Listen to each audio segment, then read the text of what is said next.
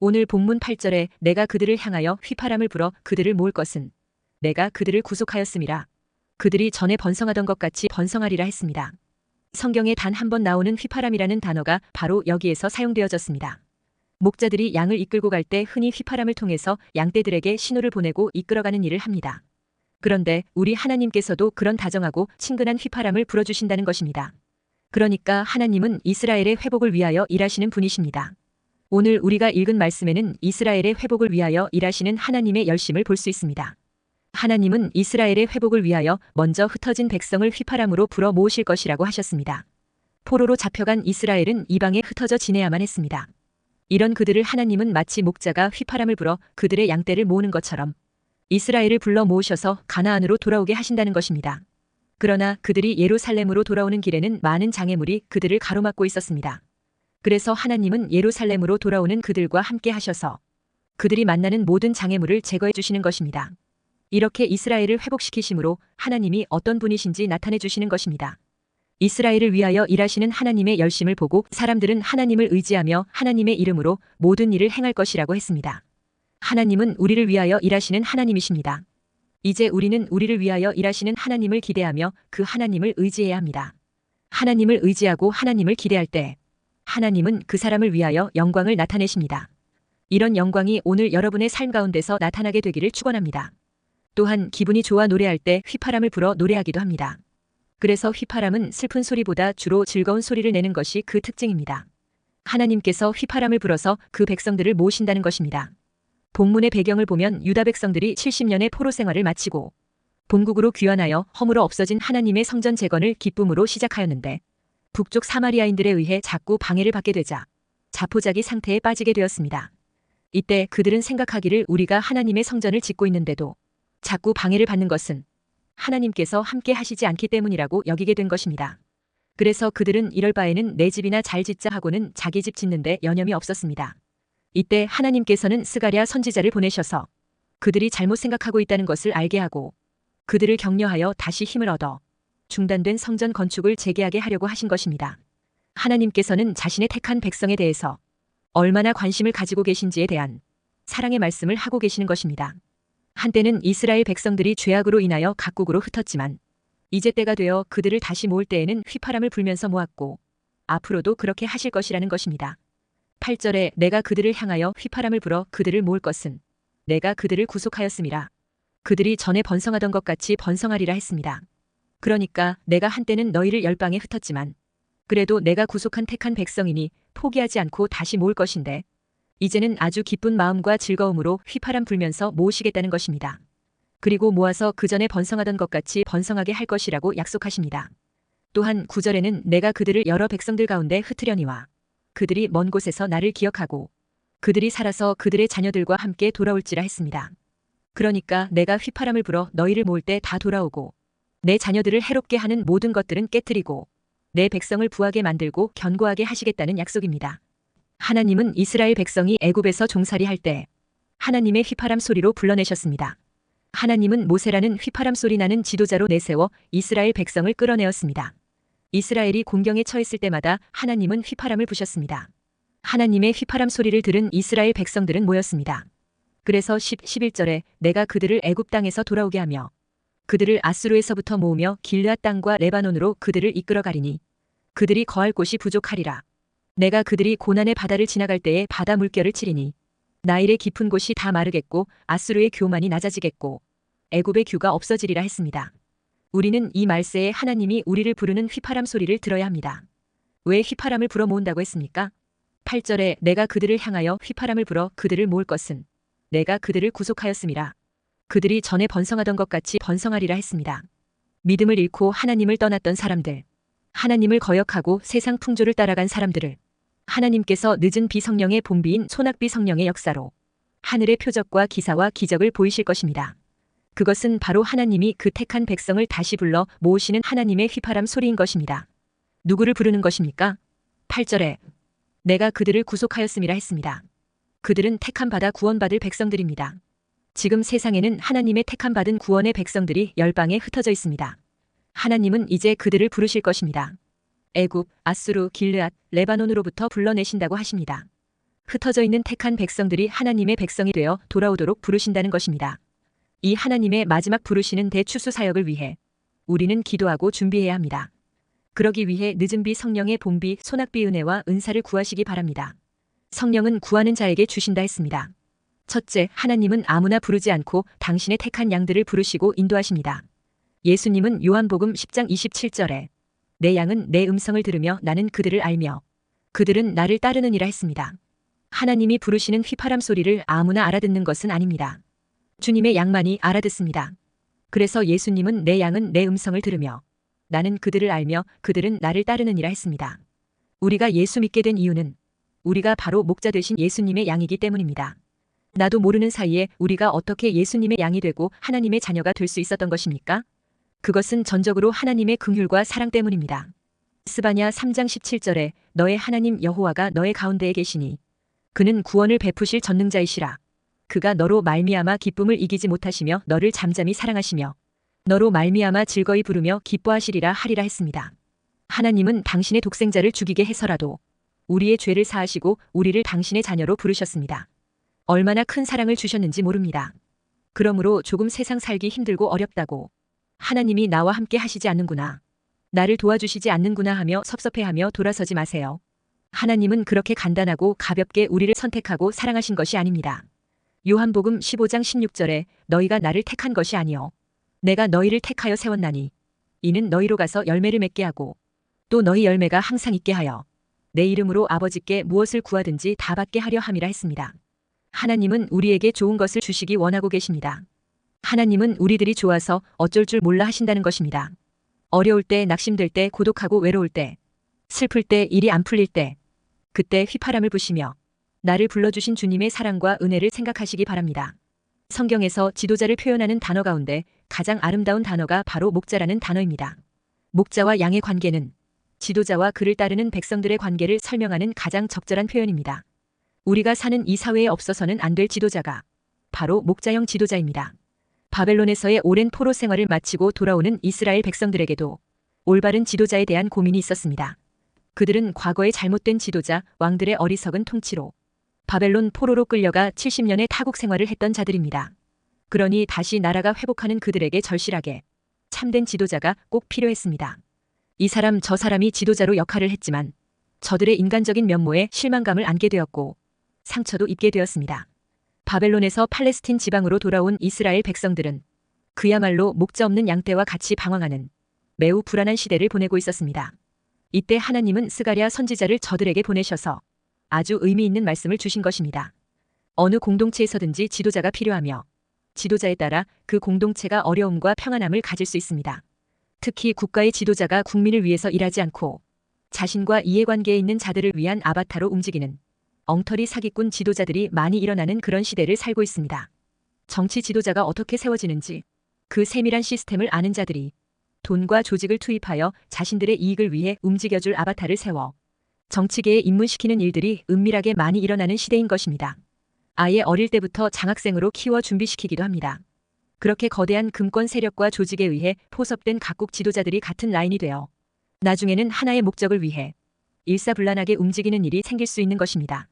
그렇기 때문에 세상의 극심한 혼란과 위기 앞에 강력한 리더십을 가진 적그리스도를 각국 정상들이 승인함으로 국민들의 뜻과는 전혀 상관이 없는 전체주의 세상으로 돌입할 수 있는 통로가 열릴 수 있는 것입니다. 그것이 바로 계시록 13장의 짐승의 표로 인간을 통제하는 전체주의 세상인 것입니다. 이마나 손목에 칩을 박아 이식하면 그 사람의 심리나 생각이나 감정까지도 읽고 통제할 수 있는 기술이 이미 나와 있습니다. 그러니 지금 성도들은 여유를 부릴 시간이 없습니다. 깨어서 기도하여 성령의 기름 준비된 그리스도의 신부로 정결과 거룩을 유지하고 있어야 합니다. 기름 준비된 성도만이 들림 받아 주님 앞에 서게 될 것입니다. 그러니 지금은 자다가 깰 때인 것입니다.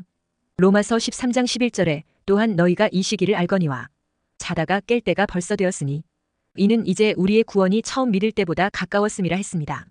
계시록 13장의 666칩으로 인간들을 통제하여 전체주의 동물의 농장 같은 세상을 가능하게 하는 AI 시스템이 착착 준비되어 가고 있습니다. AI 드론이 하늘에 벌떼같이 떠서 인간들을 통제하고 표를 받은 사람의 맥박수와 감정의 흐름까지 읽어서 범죄를 예방한다는 명목으로 인신을 통제하고 강제하는 시스템 속으로 들어갈 수 있는 세상이 열리는 것입니다. 둘째, 하나님의 휘파람 소리는 고난의 바다에서 당신의 백성들을 불러내시는 소리입니다. 땅을 적시는 늦은 비. 성령의 소낙비 역사는 바로 하나님이 그 택한 백성을 부르시는 휘파람 소리인 것입니다. 이 하나님의 휘파람 소리는 하나님의 정하신 때에 반복해서 보내십니다. 호세아 6장 3절에 그러므로 우리가 여호와를 알자. 힘써 여호와를 알자. 그의 나타나심은 새벽빛같이 어김없나니 비와 같이 땅을 적시는 늦은 비와 같이 우리에게 임하시리라 하니라 했습니다. 성경은 하나님의 백성을 양이라고 부릅니다. 하나님의 양은 하나님의 휘파람에 반응하게 되어 있습니다. 왜 그렇습니까? 하나님과 우리의 관계는 양과 목자의 관계이기 때문입니다. 예수님은 자신을 가리켜 선한 목자라고 말씀하셨습니다. 예수님이 말씀하시는 선한 목자의 기준은 양을 위하여 희생할 수 있는 마음이 있는가 하는 것입니다. 그런데 예수님은 양을 위하여 목숨을 버린다고 2번이나 말씀하십니다. 요한복음 10장 14절에서 17절에 나는 선한 목자라. 나는 내 양을 알고 양도 나를 아는 것이 아버지께서 나를 아시고 내가 아버지를 아는 것 같으니 나는 양을 위하여 목숨을 버리노라. 또 이 우리에 들지 아니한 다른 양들이 내게 있어 내가 인도하여야 할 터이니 그들도 내 음성을 듣고 한 무리가 되어 한 목자에게 있으리라. 내가 내 목숨을 버리는 것은 그것을 내가 다시 얻기 위함이니 이로 말미암아 아버지께서 나를 사랑하시느니라 했습니다. 하나님의 휘파람 소리로 우리를 부르시는 이유는 온갖 재난과 재앙과 시험과 핍박이 있는 고난의 바다 같은 세상에서 우리를 보호하여 안전하게 천국까지 가게 하기 위함인 것입니다. 스가랴 10장은 하나님께서 하나님의 백성, 선민을 불러 모으시는 장면입니다. 포로 생활 가운데 있던 이스라엘을 구속하시고 다윗과 솔로몬 시대처럼 번성하게 하실 것을 예언하십니다. 포로로 잡혀갔다가 흩어진 백성들이 다시 돌아오는 것은 마치 고난의 바다를 지나는 것과 같습니다. 그런데 하나님은 이 고난의 바다에서 하나님의 보호를 받게 하십니다. 그래서 하나님은 당신의 백성들이 고난의 바다 같은 세상을 안전하게 지나도록 보호하시는 것입니다. 우리가 이 고난의 바다를 잘 지나서 하나님의 품에 안길 수 있는 믿음의 사람들이 되라는 것입니다. 본문 11절에 내가 그들이 고난의 바다를 지나갈 때에 바다 물결을 치리니 나일의 깊은 곳이 다 마르겠고 아수르의 교만이 낮아지겠고 애굽의 규가 없어지리라 했습니다. 고난의 바다는 물결을 일으켜 하나님의 사람을 괴롭히고 힘들게 합니다. 그러나 하나님은 물결을 치시고 오히려 원수를 파멸시키십니다. 이스라엘이 이방의 포로가 될 때에 대부분 북방 아수르로 끌려갔습니다. 그리고 일부는 남방 애굽으로 끌려갔습니다. 그런데 이제 하나님은 그 백성들을 다시 예루살렘으로 돌아오게 하십니다. 아수르는 하나님의 백성을 괴롭힌 교만한 나라입니다. 그러나 하나님은 아수르를 낮추시고 애굽이 무너지게 만드시는 것입니다. 세상이라는 바다는 때로는 흉흉합니다. 마태복음 8장 24절에 바다에 큰 놀이 일어나 배가 물결에 덮이게 되었으되 예수께서는 주무시는지라 했습니다. 그런데 아무리 바다에 큰 놀이 일어나지만 예수님이 바다더러 이르시되 잠잠하라고 하니 그 바다와 물결이 아주 잔잔하게 됩니다. 거센 이리 같은 바다가 순한 양같이 변합니다. 하나님의 권위 앞에 바다 물결도 순종한 것입니다. 인생은 고난의 바다와 같습니다. 그러나 하나님은 하나님의 사람이 그 고난을 이기도록 도우십니다. 하나님의 사람에게도 고난과 시험이 있지만 시험에 들지 않게 하시는 것입니다. 하나님의 사람에게 시험이 있지만 감당하지 못할 시험을 주시지 않습니다. 하나님의 사람에게 고난이 있지만 고난이 유익이 되어 주님의 율례를 배우게 합니다. 그래서 하나님은 하나님의 사람을 아프게 하시다가 싸매시며 상하게 하시다가 고치십니다. 이사야 43장 2절에 내가 물 가운데로 지날 때에 내가 너와 함께 할 것이라. 강을 건널 때에 물이 너를 침몰하지 못할 것이며 내가 불 가운데로 지날 때에 타지도 아니할 것이요 불꽃이 너를 사르지도 못하리니 했습니다. 그러므로 우리는 고난의 바다에서 살지만 물결을 다루시는 하나님의 은혜로 결국은 평안의 삶을 살게 되는 것입니다. 셋째, 우리는 휘파람으로 우리를 보호하시고 도우시는 하나님을 이해하기 위해서는 양인 우리 자신을 먼저 알아야 합니다. 양이란 어떤 성질을 갖고 있습니까? 양을 처음 대하면 몹시 경계합니다. 그러나 일단 믿게 되면 그때부터는 100% 신뢰합니다. 6월절 어린 양을 잡을 때 1년 된 양을 잡습니다. 그러나 그냥 잡아 죽이는 것이 아니고 5일간을 양과 함께 지낸 후에 잡습니다. 그런데 이 양이 첫날에는 몹시 경계합니다. 그러나 이튿날이 되면 경계를 풀고 사흘이 지나면 그때는 주인과 장난을 칩니다. 신뢰하는 거지요. 5일이 지난 후에 주인이 6월절 양으로 쓰기 위하여 양을 잡습니다. 양은 이때쯤에는 완전히 주인을 신뢰를 하기 때문에 반항이 없습니다. 심지어 칼을 들이대고 목을 따는데도 저항 안 합니다. 웃으면서 주인의 얼굴을 바라볼 뿐입니다. 주인은 그 양의 목을 따면서 운다고 합니다. 울면서 하나님 아버지가 독생자 예수님을 죽이실 수밖에 없었던 마음을 이해하게 된다는 것입니다. 그만큼 양은 순종적입니다. 그런데 문제는 이런 순종이 목자가 아닌 사꾼에게도 이루어질 수 있다는 것입니다. 이단의 마음 빼앗기면 죽을 둥 살 둥 모르고 따라갑니다. 그래서 제대로 된 목자가 필요합니다. 사꾼 목자나 도둑 목자는 안 됩니다. 다 빼앗아갈 수도 있기 때문입니다. 요한복음 10장 10절에서 13절에 도둑이 오는 것은 도둑질하고 죽이고 멸망시키려는 것뿐이요. 내가 온 것은 양으로 생명을 얻게 하고 더 풍성히 얻게 하려는 것이라. 나는 선한 목자라. 선한 목자는 양들을 위하여 목숨을 버리거니와 사꾼은 목자가 아니요 양도 제 양이 아니라. 이리가 오는 것을 보면 양을 버리고 달아나나니 이리가 양을 물어가고 또 해치느니라. 달아나는 것은 그가 사꾼인 까닭에 양을 돌보지 아니함이나 했습니다. 그리고 양은 지독한 근시입니다. 그런가 하면 또 원시까지 함께 있는 난시입니다. 그래서 양은 바로 앞에도 잘 구분할 수 없을 뿐더러 멀리 있는 것도 잘 못 봅니다. 한마디로 배는 게 없는 존재가 양입니다. 보이는 게 없으니 가끔 이상한 행동을 잘도 저지릅니다. 이것을 위해 하나님은 가끔씩 일정한 간격으로 휘파람을 불어주시는 것입니다. 그 휘파람 소리가 들려야 영적으로 맑은 상태인 것입니다. 하나님의 휘파람 소리는 세미한 소리로 성령 충만하여 영적 감각이 열려 있어야 들리는 것입니다. 그래야 잘 깨닫고 잘못된 것을 수정하고 고치는 것입니다. 그러므로 좋은 양은 늘 깨어 기도함으로 성령 충만한 상태를 유지합니다. 또한 양은 고집이 셉니다. 그래서 종종 주인의 명령을 무시합니다. 간혹 대들기도 합니다. 그래서 이사야가 뭐라고 했습니까? 우리는 다 양 같아서 각기 제 갈 길로 갔건을 했습니다. 그래서 목자는 특단의 조치를 취합니다. 어느 미국인 부부가 스위스의 알프스 농촌 지역을 여행하고 있었습니다. 마침 양들이 들로 풀을 뜯으러 가는 것을 보았습니다.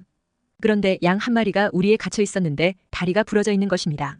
두 부부는 어떻게 하다가 다리가 부러졌느냐고 주인에게 물었더니 주인은 대수롭지 않다는 듯이 제가 부러뜨렸습니다 하는 겁니다.